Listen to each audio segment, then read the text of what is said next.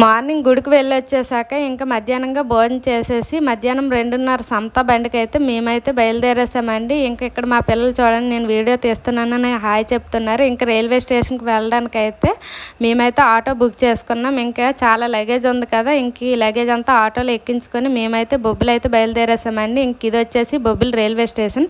ఇక్కడ కనిపించే లగేజ్ వచ్చేసి అంతా ఏంటి ఎంత ఉంది అనుకుంటున్నారు. ఇవన్నీ అయితే ఇంటికి వెళ్ళాక ఓపెన్ చేసి చూపిస్తాను.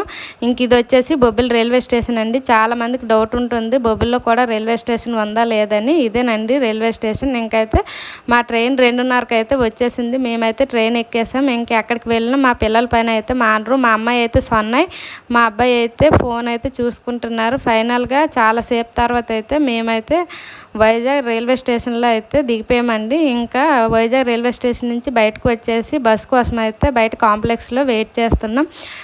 15 మినిట్స్ తర్వాత మా బస్సు అయితే వచ్చింది. ఇంకా బస్సు ఎక్కేసి మేమైతే ఇంటికి వచ్చేసామండి. ఇంకా వీడియో నచ్చితే like and subscribe. Bye bye.